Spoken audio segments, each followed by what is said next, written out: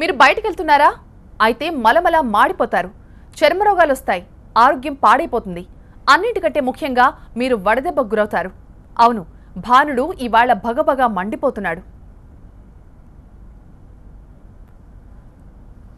సుర్రుమంటోన్న summer సెగలు కక్కుతోంది.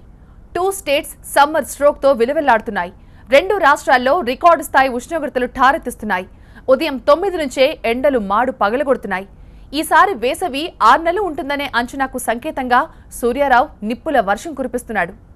Sun స్ట్రోక్తో జంట నగరాలు హడలిపోతున్నాయి. నగరంలో నిప్పుల వర్షం కురుస్తున్నట్లుగా ఎండ తీవ్రత దంచికొడుతోంది. రికార్డు స్థాయిలో టెంపరేచర్తో బెజవాడ గజగజలాడిపోతోంది. నడి రోడ్డుపై ఎండమావులు కనిపిస్తున్నాయి. మామూలుగానే ఉక్కపోతతో ఉడికిపోయే విజయవాడ మండే ఎండలతో విలువెల్లాడిపోతోంది. విజయవాడ రోడ్లపై వాహనదారుల కష్టాల గురించి మా ప్రతినిధి దీప్తి అందిస్తారు. గుండు మాడిపోతుంది, గుండె చూస్తే జారిపోతుంది. బాబోయ్, ఈ ఎండల ఎఫెక్టు సామాన్యంగా లేదు. ఓ పక్క ఎండలు, మరో పక్క ఉక్కపోత. ఈ రెండిటి కలయిక మధ్యలో ప్రజలు తీవ్రమైన ఇబ్బందులతో అల్లాడుతున్నారు.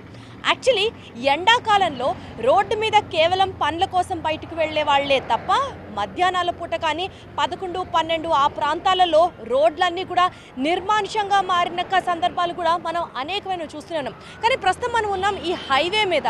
హైవే నేను పర్టికులర్గా ఇప్పుడు నుంచున్న పాయింట్ ఎక్కడి నుంచి అంటే, మనకి చెన్నై దాకా వెళ్ళాలంటే, అంటే ఫ్రమ్ వైజాగే కానీ లేకపోతే కోల్కతా దాకా వెళ్ళాలన్నా ఈ హైవే మీద లారీలు జనరలీ ఈ ఇంటర్ స్టేట్ ట్రాన్స్పోర్ట్ జరుగుతూ ఉన్నప్పుడు లారీ డ్రైవర్లు కానీ క్లీనర్లు కానీ వాళ్ళకి సంబంధించిన వాళ్ళు కానీ కాసేపు విశ్రాంతి తీసుకోవడానికి ఇక్కడికి వచ్చి నిలుస్తూ ఉంటారు, కాసేపు ఇక్కడ హాల్ట్ ఇస్తూ ఉంటారు. ప్రస్తుతం మనం అదే కండిషన్లో ఉన్న కొంతమంది లారీ వాళ్ళతో మాట్లాడే ప్రయత్నం చేద్దాం. ఎందుకంటే తప్పదు, మనకైతే ఒకవేళ అవకాశం ఉంటే ఇంటి లోపలికి వెళ్ళైనా ఉండొచ్చు, కానీ పాపం వీళ్ళు ప్రయాణం చేయాల్సిందే, ఎండైనా వానైనా. ఈ ఎండలకి భయపడి ఇవాళ లారీలు ప్రస్తుతం ఇక్కడ ఆపి రెస్ట్ తీసుకోవడానికి అనుకున్నా సరే అది కండిషన్ లేని పరిస్థితి కనిపిస్తుంది. ఒకసారి వాళ్ళతో మాట్లాడదాం. ఆ बोलिए, कहाँ से आ रहे हैं आप? हम चेन्नई से। हाँ, कैसा है गर्मी, कैसा लग रहा है आपको? बहुत ज़्यादा है, अभी कहीं रुकने का भी नहीं, गर्मी में सो भी नहीं सकते, चला भी नहीं सकते, बहुत ज़्यादा गर्मी है.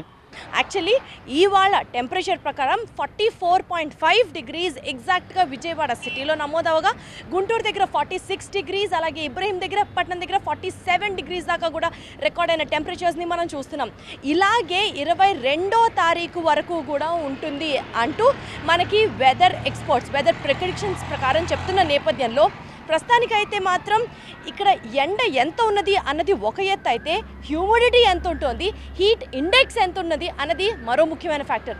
హీట్ ఇండెక్స్ అంటే ఎండతో పాటు ఉక్కపోత కలయిక, అంటే humidity along with the heat is called as heat index అనమాట. ఈ పర్టికులర్ కాంబినేషన్లోనే ఎక్కువ ఇబ్బందులకి మనం గురవుతూ ఉంటాము. ముఖ్యంగా ఎండల్ని తట్టుకోవడానికి నార్మల్గా మనం ఏసీ వేసుకున్నా, లేకపోతే చల్ల బట్టలని కప్పుకున్నా, లేకపోతే కొంచెం ఎండ నుంచి బయటకి అట్లా వెళ్ళాలని ట్రై చేసినా డైవర్ట్ అయినా సరిపోతుంది. కానీ ఈ హీట్ ఇండెక్స్కి సంబంధించి మాత్రం చాలా కష్టంగా ఉంటుంది ప్రజలు దీన్ని భరించడానికి అని చెప్తున్న నేపథ్యంలో మరికొంతమంది కూడా ఉన్నారు ఇక్కడ, వాళ్ళతో కూడా మాట్లాడడం. చెప్పండి, ఈ ఎండల తాకిడిని తట్టుకొని మీరు ప్రయాణం చేయగలుగుతున్నారా? ఏంటి పరిస్థితి, ఏం చెప్తారు మీరు? ఆపుతున్నామండి, ఆపుకుంటున్నాం, పగులంతా ఆపుకుని చేసుకుంటాం సర్వీస్. నైట్ మేము మద్రాసు నుంచి వస్తున్నాం. ఎన్ని గంటలు జర్నీ? జర్నీ పగులు చేయము, నైట్ చేస్తాం. పగులు ఇట్లాగా ఆపుకుంటాం ఎక్కడ పడితే అక్కడ. బండి హీట్ ఎక్కుతుంది, మనుషులు వేడి గాలి కళ్ళకి గుడ్డలు కట్టుకుని తగ్గ జర్నీ తప్పదు మాకు, మా లైఫ్ అటువంటిది. సో తప్పక ప్రయాణం చేస్తున్నారు అని స్పష్టంగా వాళ్ళ మాటల్లోనే తెలుస్తోంది. ఇన్ఫ్యాక్ట్ ఎండలకి ఇలా తప్పక బయటికి వచ్చే వాళ్ళే తప్ప ఈ ఎండల్ని నిజంగా తట్టుకొని బయటకు వచ్చి పనులు చేయాలంటే మాత్రం చాలా కష్టంగా కనిపిస్తుంది. ఇంత విపరీతమైన వాతావరణం టెంపరేచర్స్ మనకి 22 వరకు కూడా ఉంటాయి అని చెప్తున్న నేపథ్యంలో 25th to 26th రోహిణి కార్తలే ప్రారంభం అవుతాయని చెప్తున్నారు. అంటే రోహిణికి ముందలే ఎండలు ఇంత ఘోరంగా ఉంటే రోహిణి కార్తలు ప్రారంభం అయిన తర్వాత ప్రజల పాటలు ఇంకే విధంగా ఉంటాయో మనం అర్థం చేసుకోవచ్చు. కెమెరా పర్సన్ అశోక్తో దీప్తి, TV9 విజయవాడ నుంచి.